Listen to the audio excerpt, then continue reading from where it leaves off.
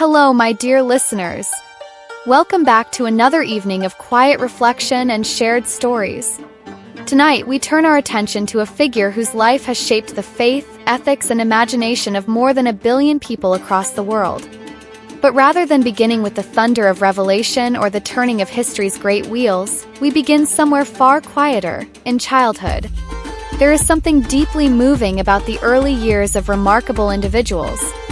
Long before history recognizes them, before their names are spoken with reverence, they are simply children, fragile, curious, learning the rhythms of the world around them. In those early years, we often glimpse the seeds of the character that will later influence nations and generations. The story we explore tonight concerns the childhood of Prophet Muhammad, who was born in the Arabian city of Mecca in the 6th century. The Arabia of that era was a land of desert caravans and tribal alliances, of poetry recited under star-filled skies, and of ancient sanctuaries visited by travelers from distant regions. Our narrative draws from classical biographies known in Islamic tradition as Sirah, works compiled by early historians such as Ibn Ishaq and later preserved and expanded by scholars like Ibn Hisham. These sources blend historical record, oral memory, and reverent storytelling, giving us a window, however distant, into the world in which Muhammad grew from a vulnerable child into a thoughtful young man. What makes these stories compelling, at least to me, is not merely their religious importance. It is the humanity within them, the tenderness of family bonds, the uncertainty of loss, the quiet dignity of perseverance. These are themes that transcend time and belief. Whether one approaches the story as history, literature, or spiritual reflection, the early life of Muhammad reveals something universal about resilience and moral formation. So tonight, I invite you to imagine the desert air cooling after sunset, the distant murmur of travelers resting beside their camels, the lamps of Mecca flickering against clay walls and narrow streets. In that ancient city, amid merchants and pilgrims, a child would grow whose character would one day transform the spiritual landscape of the world. But for now, let us set aside the centuries of history that followed. Let us return to the beginning.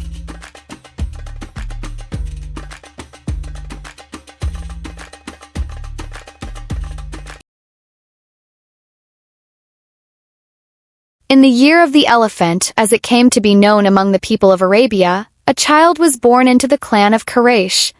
Clan was respected among the tribes of Mecca, for they were the custodians of the sacred sanctuary known as the Kaaba, a place where pilgrims gathered from distant lands. The child's father was Abdullah ibn Abd al-Muttalib, a young merchant of good reputation, and his mother was Amina bint Wahb, a woman known for her quiet dignity and noble lineage. Yet before the child ever opened his eyes to the world, sorrow had already touched his life. Abdullah had set out on a trading journey northward, joining a caravan that traveled through the deserts toward the markets of Syria. On the return journey, he fell ill and died in the oasis town of Medina, leaving behind a widow who had not yet seen the face of her child. Thus, the boy who would later be known as Muhammad entered the world already an orphan of his father. In those days, it was the custom among the families of Mecca to send their infants to live for a time among the Bedouin tribes of the desert. There, amid the open air and the simplicity of nomadic life, children were believed to grow stronger in body and purer in speech. When Muhammad was only a few days old, a group of Bedouin women arrived in Mecca, seeking infants whom they might nurse and raise for a period in the desert. Among them was Halima al-Sa'diyah, a woman of the tribe of Banu Sa'd. She had traveled with hope of finding a child to foster, yet the year had been harsh and food was scarce. Her camel gave little milk, and her donkey moved slowly along the dusty roads. One by one, the other women chose infants from prosperous families. But when they heard that Muhammad was an orphan, they hesitated. An orphan, they reasoned, might bring little reward, for his widowed mother could offer few gifts. So the child remained unchosen. Halima herself at first passed by the infant for the same reason. Yet as the day wore on and the women prepared to depart, she felt a reluctance to leave Mecca without a child to care for. Turning to her husband, she said quietly that perhaps they should take the orphan after all. It may be, she reflected, that God will bring us blessing through him.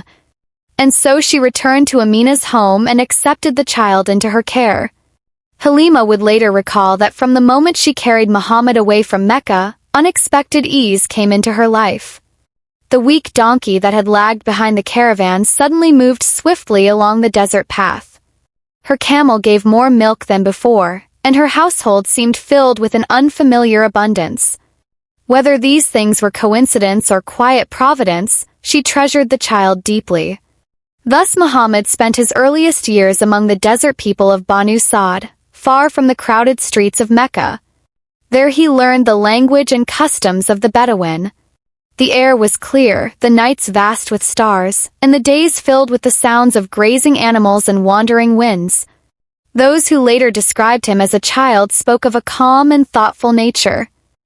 He was not given to quarrels, nor did he show the restless impatience that often fills the hearts of the young.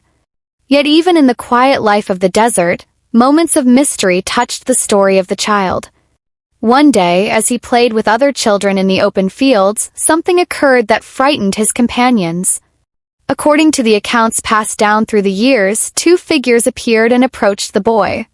They laid him gently upon the ground, and in a symbolic act described in the traditions, they opened his chest and purified his heart. The children who witnessed this ran back to Halima in alarm, believing something terrible had happened. But when she hurried to the place, she found Muhammad standing unharmed, though pale and thoughtful. The incident filled Halima with unease, and fearing that some unknown danger might threaten the child, she decided it was time to return him to his mother in Mecca. And so Muhammad returned to the care of Amina, who received her son with tenderness after years of separation. For a time, mother and child lived peacefully in Mecca. Yet the shadow of loss would return. When Muhammad was about 6 years old, Amina decided to travel north to Medina, where the grave of her husband Abdullah lay. She wished, perhaps, to show her son the resting place of the father he had never known. The journey across the desert was long, and when they arrived, they remained for some weeks among relatives. But on the return journey to Mecca, illness overcame Amina. At a place called S.A.W, she grew weak and could travel no farther. There, in that lonely desert settlement, she died. Muhammad, still a child, stood now completely orphaned. The servants and companions who traveled with them brought the boy back to Mecca, where he was received by his grandfather, Abd al-Muttalib, the respected elder of the Quraysh. Abd al-Muttalib was a dignified man whose authority in Mecca was widely acknowledged. Yet with his grandson he showed a tenderness that surprised many who knew him. It was said that he would seat the young Muhammad beside him upon a carpet laid near the Kaaba, even when the elder sons of the clan hesitated to approach so closely. "Leave the boy," Abd al-Muttalib would say when others attempted to move him away. "He has a great future." For 2 years the grandfather cared for the child, guiding him gently through the early steps of life.